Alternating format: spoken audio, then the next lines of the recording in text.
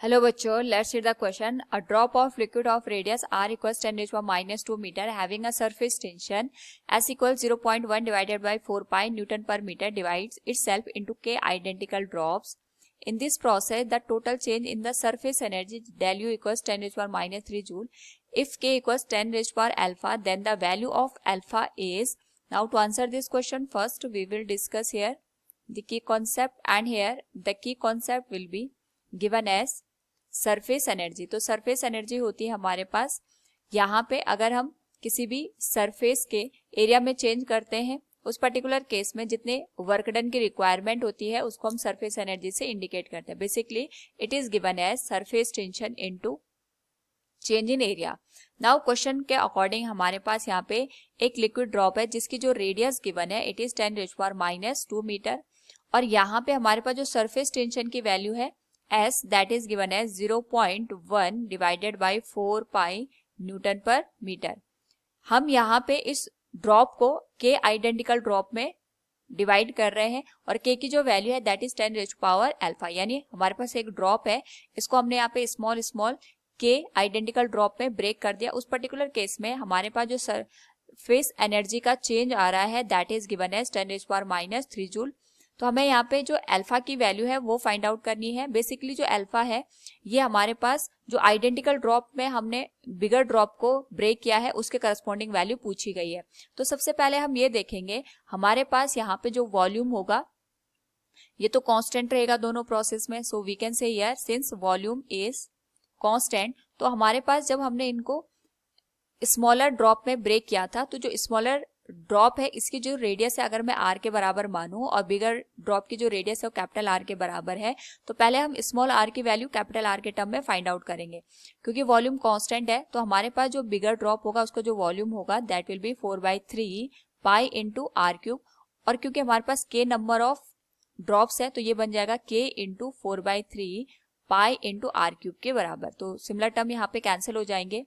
हमारे पास जो स्मॉल r की वैल्यू है that will be given as, अगर हम यहाँ से कैलकुलेट करें तो ये आ जाएगा हमारे पास r divided by k raise to power 1/3, जिसको हम लिख सकते हैं यहाँ पे k raise to power minus 1/3 into r के बराबर। This will be equation number first. Now यहाँ पे हमें स्मॉल रेडियस की वैल्यू पता चल गई है in terms of the capital R, तो हम यहाँ से जो सरफेस एनर्जी है उसकी वैल्यू कैलकुलेट कर सकते हैं। वी नो दैट जो सरफेस एनर्जी होती है it is given as surface tension into change in area. तो हमारे पास जो एरिया है वो चेंज हो रहा है क्योंकि यहाँ पे हमारे पास पहले बिगर ड्रॉप थी, अब हमने यहाँ पे छोटी छोटी जो स्मॉलर ड्रॉप है उसमें इसको चेंज कर दिया है।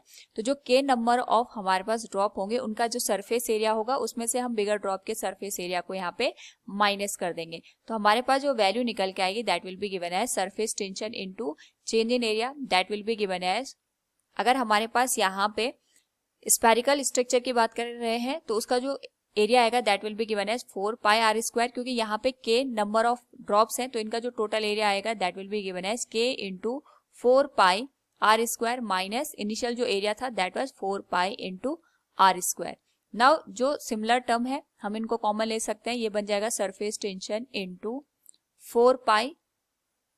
नाउ यहाँ पे हमारे पास जो r की वैल्यू थी वो हम इक्वेशन नंबर फर्स्ट से लिख सकते हैं। So we can say here from equation first r की वैल्यू हमारे पास थी r बाई k रेज टू पावर 1/3, इसकी पावर यहाँ पे 2 के बराबर आ जाएगी माइनस यहाँ पे हमारे पास जो वैल्यू होगी that will be given as capital R square.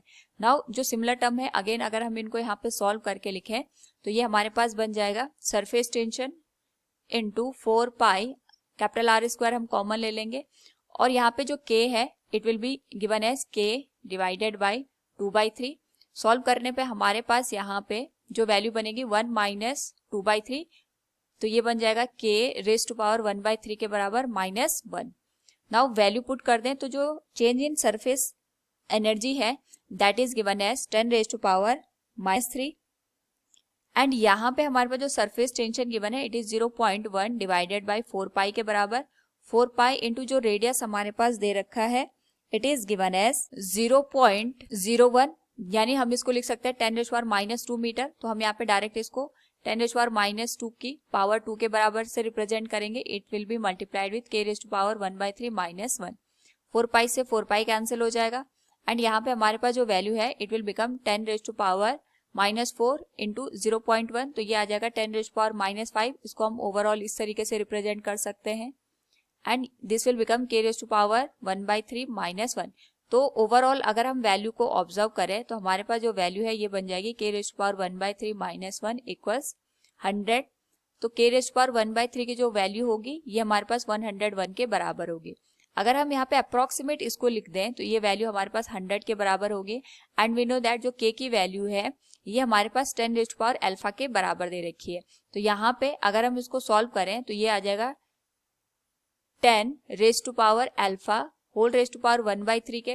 दोनों ओर का अगर हम यहाँ पे क्यूब कर दें तो ये जो वैल्यू है ये हमारे पास 10⁻α के बराबर आएगी और अप्रोक्सीमेट इसकी जो वैल्यू होगी ये बन जाएगा 10⁻2 होल रेज़ टू पावर 3 के बराबर. तो कंपैरिजन करने पे यहाँ पे अगर हम पावर को कंपेयर करें तो अल्फा की वैल्यू हमारे पास 6 के बराबर होगी. So from the given question we can say here the value of alpha is 6. Hope all you understood it. Thank you and best of luck.